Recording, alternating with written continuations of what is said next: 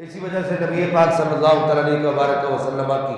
امت کے اولیاء نے اپنے مکاشفات اور اپنے مراقبات کے اندر دیکھا،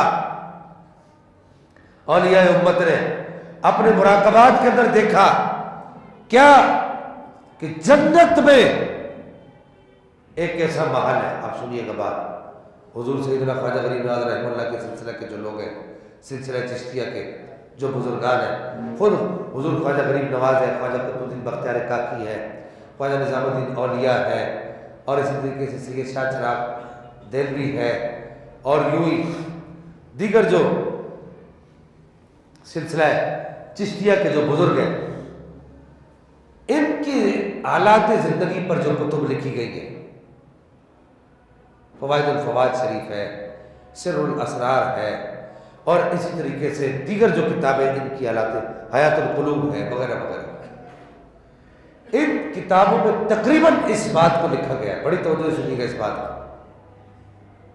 اگر آپ فوائد الفوائد پڑھیں سید نظام الدین اولیاء کی تو اس کے اندر بھی آپ کو یہ بات ملے گی، اور اگر آپ حیات القلوب پڑھیں تو اس کے اندر بھی آپ کو یہ بات ملے گی خواجہ قطب الدین بختیار کاکی کی، اور اسی طریقے سے سید نظام الدین سید شاہ چراغ دہلوی کی اگر آپ کتاب پڑھیں تو اس کے اندر بھی آپ کو یہ بات ملے گی. بات کیا ہے؟ بات یہ ہے کہ صوفیہ کرام ارشاد فرماتے کہ جنت میں ایک محل ہے، اس سے بڑا محل کسی کا بھی نہیں. بڑی توجہ سے سنیں گے اس بات. اور وہ جنت کا وہ محل جو ہے وہ زرد رنگ کا محل ہے، اور اس محل سے جو خوشبو پھوٹتی ہے،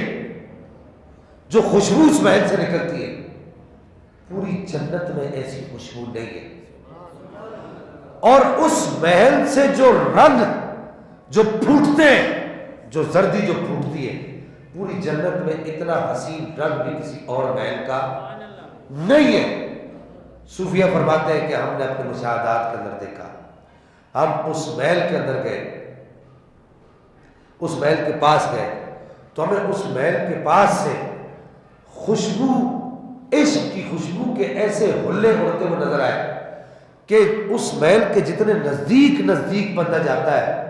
اتنا اس کا عشق کا جو چراغ ہے وہ مزید بڑھتا، پھیلتا، پھولتا، پھلتا چلا جاتا ہے، اور وہ عشق کا چراغ جلتا چلا جاتا ہے، اور آگ سینے کے اندر مجذب ہوتی چلی جاتی ہے جتنا اس محل کا قرب اختیار کیا جاتا ہے. کہا کہ اس محل کے اندر ایک شخصیت ہے جو سر جھکا کے اور رسول اللہ کے صلی اللہ علیہ وسلم کے رخ انور کی طرف اپنا رخ کر کے بیٹھی ہوئی ہے. زرد رنگ کا اس نے امامہ زیب تن فرمایا ہوا ہے، اور اس کے وجود کے ایک ایک روئے سے نبی پاک صلی اللہ علیہ وسلم کے عشق کا نور پھوٹ رہا ہے. صوفیہ فرماتے ہیں ہم نے اپنے مراقبات کے اندر دیکھا ایک ایک جسم کے ایک ایک بال سے سونے محبوب کے عشق کا نور پھوٹتا ہے. کہتے ہیں کہ ہم نے جب نزدیک جا کر دیکھا کہ وہ اتنا خوبصورت محل کہ جس جیسا خوبصورت محل پوری جنت میں نہیں ہے، جس سے اتنی پیاری خوشبو آتی ہے کہ پوری جنت میں اتنی پیاری خوشبو نہیں ہے، اور جس سے ایسے رنگ پھوٹتے ہیں کہ پوری جنت میں ایسے کسی اور محل کے رنگ نہیں ہے. ہم نے جب اس محل کے اندر جا کر دیکھا وہ اتنی خوبصورت اور خوب سیرت، اس بلڈنگ والا آدمی کون ہے؟ تو دیکھا اس بلڈنگ کے اندر جو شخصیت آرام فرمائے اس کے جسم کے ایک ایک روئے سے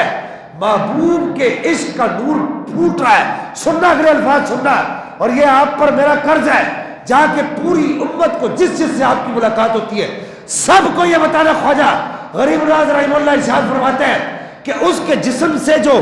عشق کا جو نور پھوٹتا ہے، ایک ایک روئے سے، ایک ایک بال سے جو عشق کے نور کی تجلیات نکلتی ہے، وہ تجلیات نکل کر پوری کائنات کے